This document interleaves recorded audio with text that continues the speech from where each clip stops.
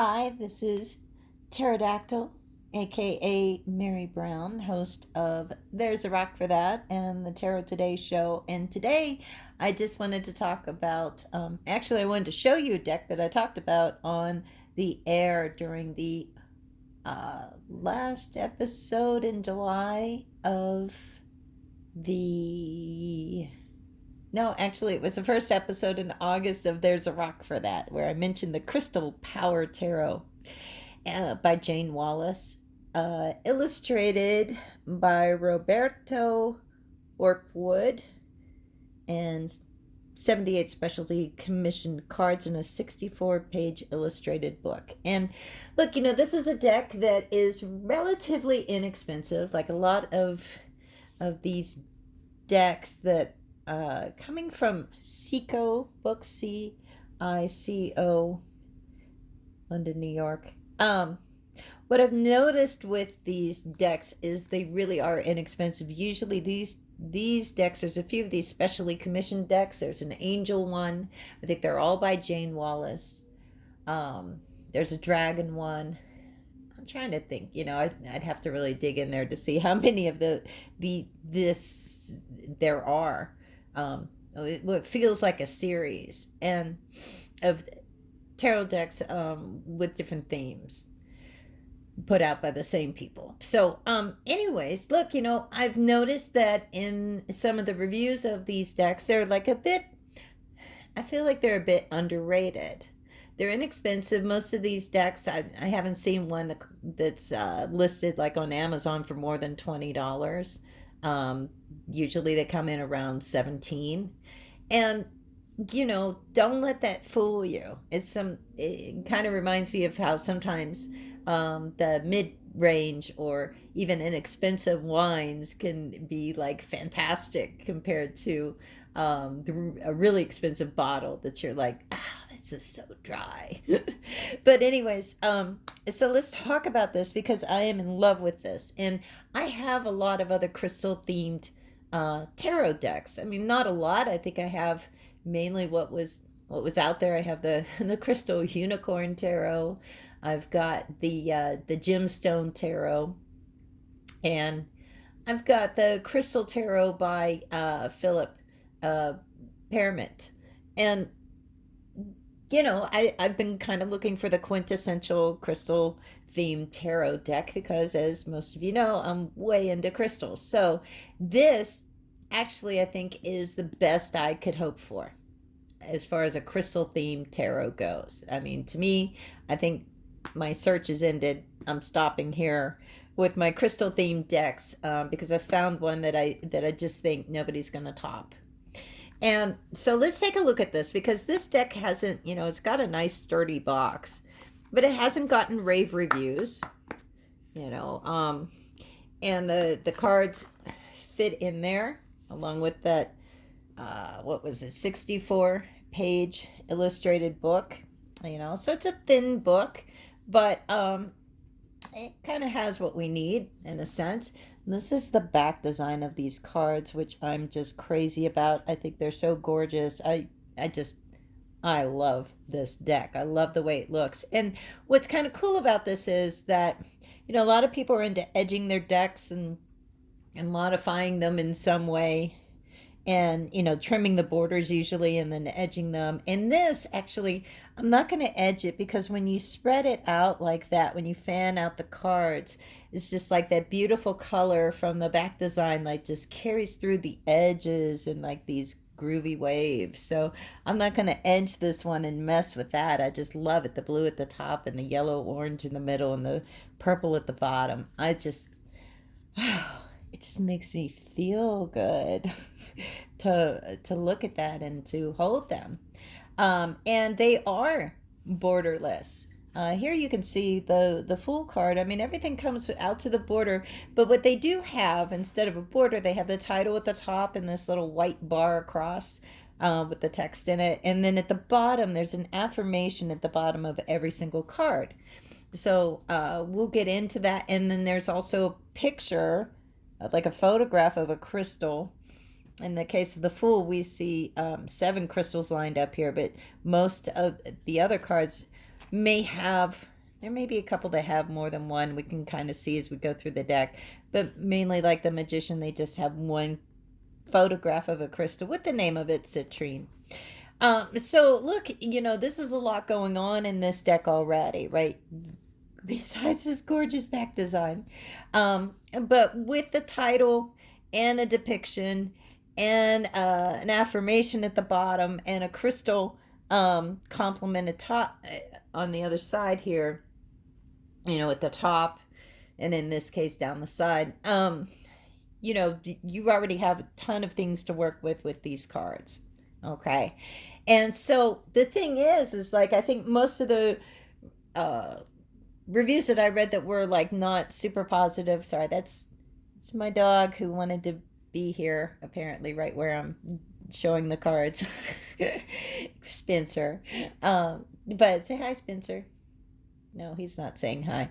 But anyways, one of the things I've noticed in reviews where they get kind of lower ratings is because this is a pip deck. The pips are not illustrated in the way that the writer Waite Smith is. To give you an example, here is one of the Wands cards. So we have the Three of Wands here.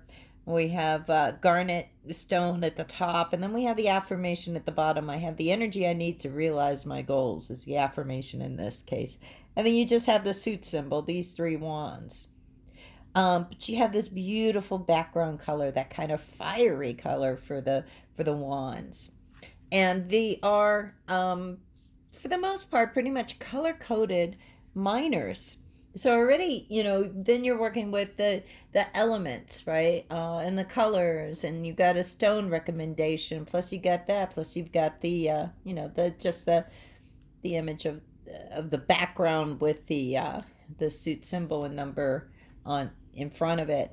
And then you have an affirmation at the bottom. So I think it really, for people that want all their pips illustrated, obviously not our Marseille style readers, because it doesn't bother them as much. But if you're a Rider-Waite person and you're looking for a new deck and you really expect what you're looking for is probably a clone, or maybe a little bit more than a clone where it's more of an original interpretation.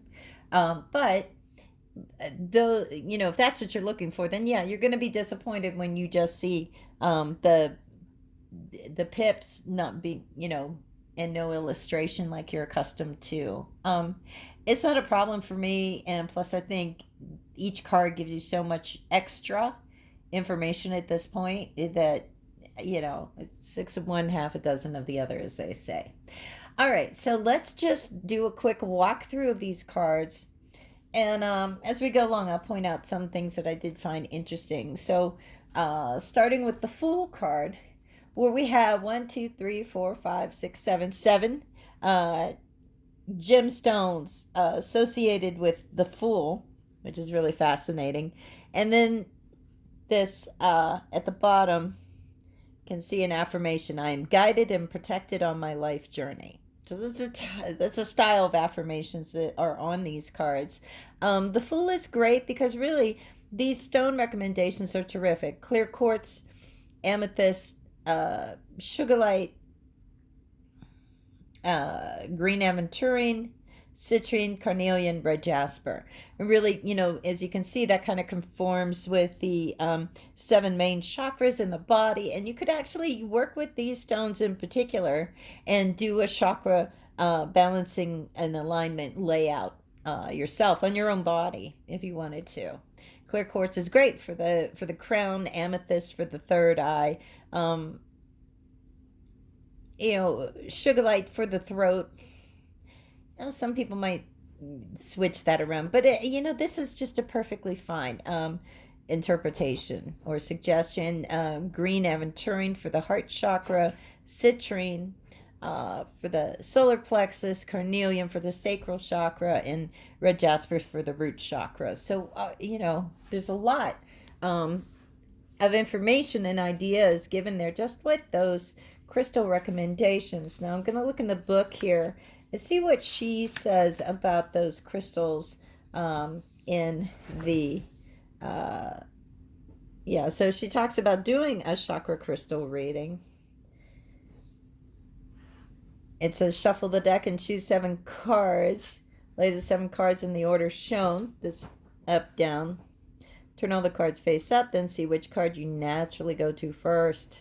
This is your intuition guiding you to prioritize this card and message, interpret the card, consider the position, and look at the remaining cards and interpret them too.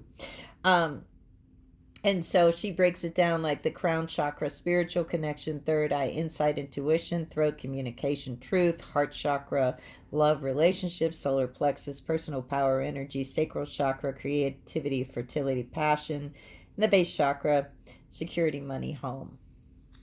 And she really gets into, these interesting ideas. Each major arcana card has its own ruling crystal or crystals. These crystals enhance the positives in a card and bring balance and healing if the card is challenging. For example, the crystal for the chariot is carnelian, for the courage to move forward, while the crystal for the dynamic magician, citrine, helps with good decisions and attracts money in abundance. So that she gives you an idea. And she talks about in each of this, like with the Fool,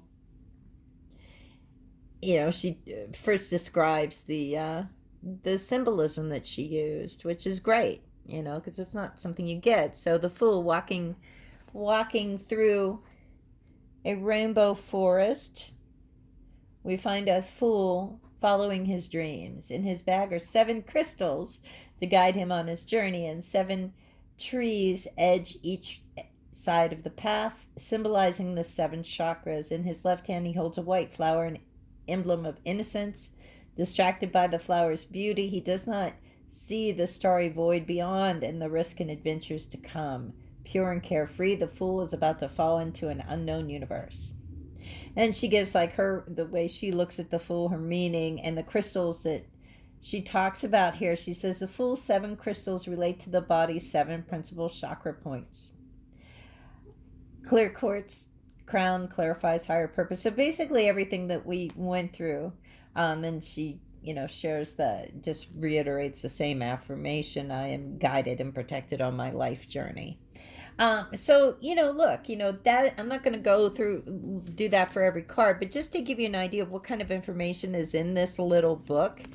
Color scanned photos too, which just is nice and really kind of lays out, why things are the arcana, the major arcana is illustrated the way it is, what all the symbols are there for, and just what the crystals are there for too. And so it's wonderful. And you have the photos of the crystals in here too, and it gives information on the crystals. So let's just look at these, because also one thing I have seen with crystal themed tarot cards is that often it just doesn't seem very original. Here's the magician. In the suggestions or the associations that they make, I feel like what has happened a lot is somebody will take something like, say, I feel like it was Scott Cunningham that maybe in his book on minerals and gemstones, where he associated a crystal with each of the major, or actually with each of the arcanum, minor and major cards, I believe, at least with the majors. And a lot of times I see, deck creators just reiterate those suggestions that he had. But these are the cards, though. Hierophant with amethyst. And so, I think these associations are kind of clever. So Hierophant with amethyst is kind of interesting to me, because and look at the card. Look at all that symbolism in it. Because when you think of a bishop's ring, that has an amethyst in it. So that idea of a Hierophant being associated with amethyst is, it really makes sense to me. Rose quartz with the Lover's card, of course. That's it's just a fine association. But these are very beautiful cards, and they're kind of larger than your normal sized tarot cards. But all these cards that I'm seeing done with these specially commissioned decks that come out from Seiko books, they're all the same size. Um, Justice Sodalite, which is terrific because Sodalite's a great stone to help us speak our truth, right? And this is a Hermit with turquoise. And the Wheel of Fortune, green aventurine. The other thing that I really do like about the crystals that are associated with each card is that these are strength card, Herkimer diamond. You think how hard a diamond is, how strong they are, then it makes sense to have the strength card associated with it. One thing, if you've noticed here, strength is number 11, and of course justice is 8 in this deck, and that doesn't really bother me. I think it was Waite that switched the number 8 and 11 card, justice strength, and the Rider-Waite-Smith. I think he kind of did that. A lot of Rider-Waite-Smith clones follow suit. So this is like not really, it's not exactly a Marseille clone. It's not a clone of anything. I guess that's what I like about it. Some of the traditional ideas in the major arcana cards, but still, I think it's still pretty much unique and stands on its own. And I think this is just a beautiful deck. Temperance, blue, calcite. I love the bright colors in it. And I think this is a lot of great stuff to work with. Some of these things are a little hard to tell. Like, this is an interesting depiction, right? So this is the Devil card with obsidian. So I get that. I mean, it makes sense to me. I like obsidian. I think it's a great stone. But yeah, I've heard of problems with obsidian, especially if it comes from Hawaii and wasn't taken by permission. But so the Devil card, and then the affirmation, I am free of whatever is holding me back.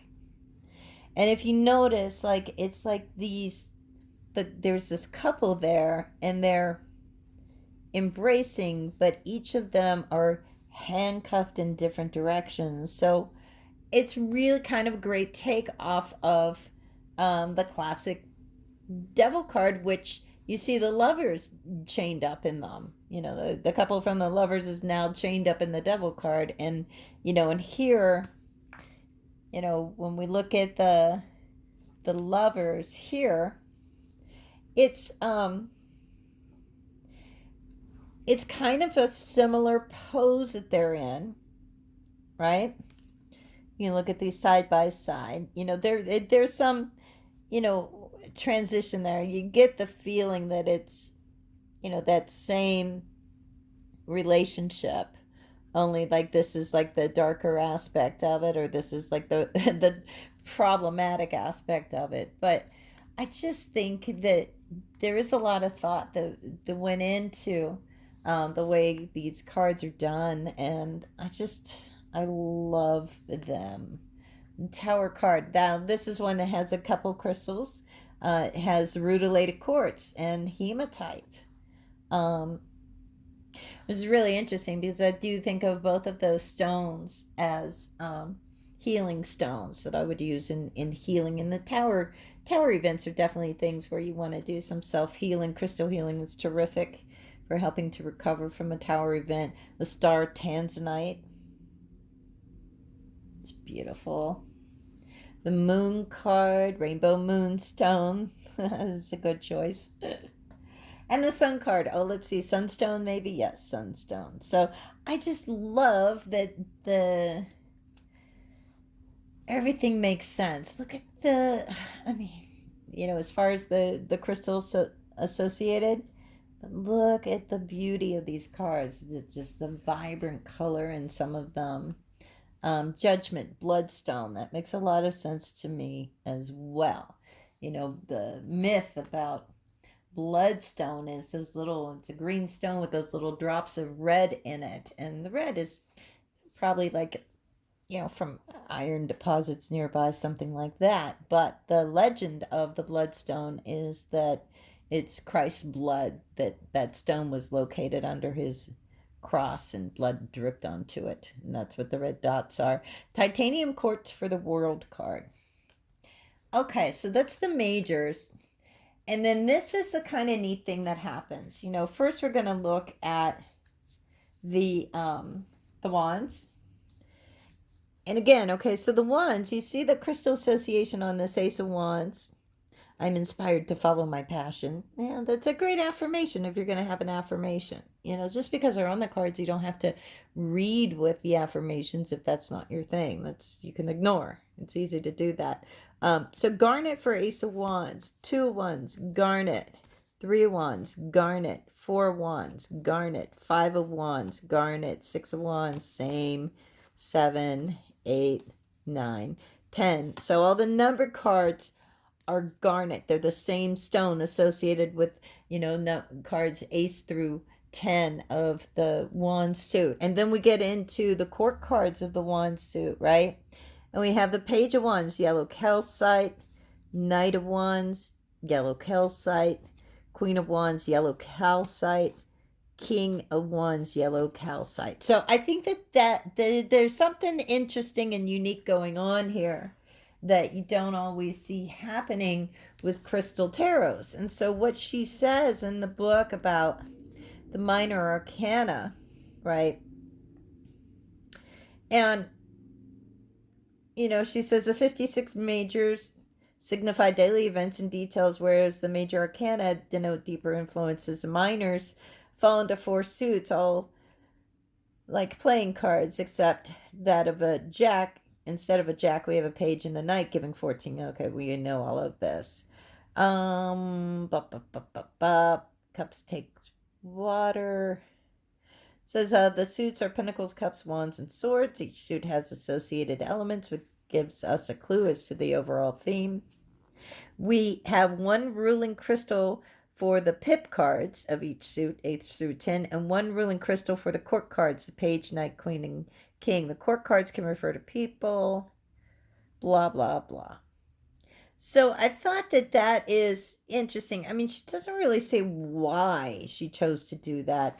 And in the book, she has a little guide here where it says pentacles, ace through 10, malachite, page through king, pyrite. Qualities: abundance, protection, transformation. Pyrite, wealth, manifesting, commitment. Heart chakra for the ace through 10, sacral chakra for the page through king. And she does that with each of them, and it's just really, she doesn't really give much in way of why she chose to do that, but her doing that is a very different thing than I've seen in other crystal themed decks, and I'm really kind of digging it. And here's the cups cards, which is aquamarine for the ace through 10. It's the ace, the 2, the 3 of cups, the 4 of cups, the 5, the 6, the 7, the 8, the 9, the 10, and I love the background color. And then here we have the page, and all of those were aquamarine.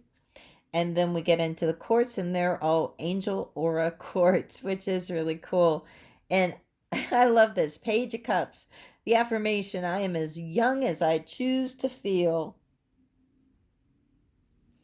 And they're just so colorful. I love that they're color-coded. Knight of Cups. I don't know, there's a glare from my light. Try to avoid that. The Queen of Cups. I actually love the Queen of Cups. I'm a water sign, and often I feel connected to the Queen of Cups. And the King of Cups. So that's the cups. Now we'll look at the swords. And just this deck is just so beautiful, and I just do not care that the pips aren't illustrated. I don't care. Everything else is just amazing. I love the background on the swords. It's so groovy. It's like the stars. So because it's the air element suit. Ace of Swords, Sugar Light. Um, then we have the Two of Swords, Sugar Light, again, so Sugar Light with that Three of Swords, a card people often don't want to see. So what could be the happy affirmation? And what the affirmation is, I see things exactly as they are, you know, because when you think of the Three of Swords, yeah, we usually see that Three Swords piercing the heart in the Rider-Waite-Smith deck, and we know that's an image that seems to carry forward from the Solabuska deck. But we do think of heartbreak and pain, when we see that card. But it's a air card, right? So it's more like mental anguish. And so this idea of I see things exactly as they are kind of reminds us like, okay, get out of your head a little bit and be in the reality there, So I think that works. Four of Swords, Sugar Light. Again, all these minors up to 10 are Sugar Light. The Five of Swords, Six of Swords, and Seven of Swords, Eight of Swords. This is nice. I release myself from self-inflicted binds. I mean, some of these affirmations are really, I think, can be very helpful for people because they really do relate to the meaning of the cards for, as far as I've noticed. Nine of Swords, I trust the present moment. So that's, again, kind of like the message with the Three of Swords. But with the Nine of Swords, people can get really like carried away, and it's like they're having a night where they're like overthinking things too much too. And Ten of Swords, I see the truth in this ending, I thought, which was kind of a good one. They're all good. Page of Swords, and I just love how the court cards are depicted. The Knight of Swords. So with the 1 through 10, it was Sugar Light. Now that we're into the court cards, it's Ametrine, which is a combination of amethyst and citrine. So, that's an interesting choice, and I'm so fine with all of this. I love this Knight of Swords. I choose my battles carefully, and that's a great affirmation. And Queen of Swords. So, and then the King of Swords. All right, so those are the swords cards. Excuse me, Spencer. Sorry if I'm in your way. And then lastly, I don't know, this dog, it's just like, I'm not moving. And lastly, we have the Pentacle suit. And the stone is malachite for the 1 through 10. And pyrite for the court cards of the Pentacle suit.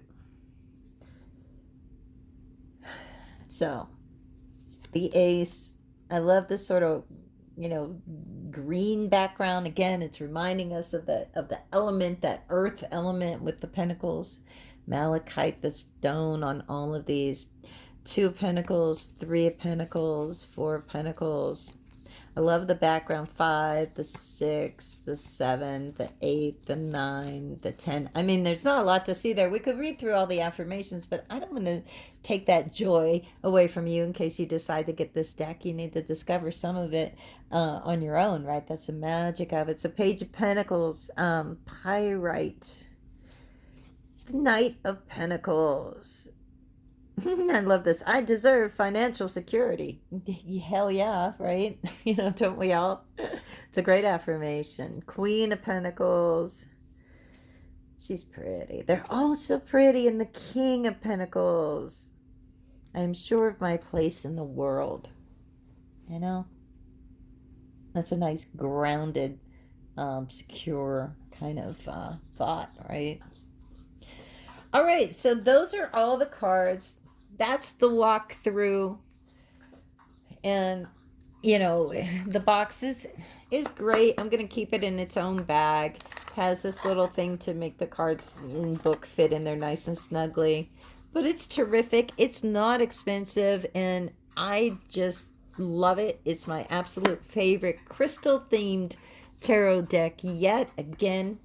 Gorgeous back design, and like there's no reason to edge these when you look at how nicely they just kind of fan out. Look how gorgeous that is. You don't want to interrupt the flow of that, I don't think, right? I know I don't.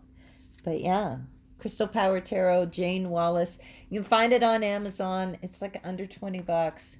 Totally worth it if you are somebody who, like me, was looking for the quintessential crystal themed. That just fits on the end there. Tarot deck. Again, this is by Jayne Wallace and illustrated by Roberta Orpwood. And just gorgeous from Seco Books. All right. So I hope everybody enjoyed that. And I hope you enjoy the rest of your weekend too. Bye-bye, everybody.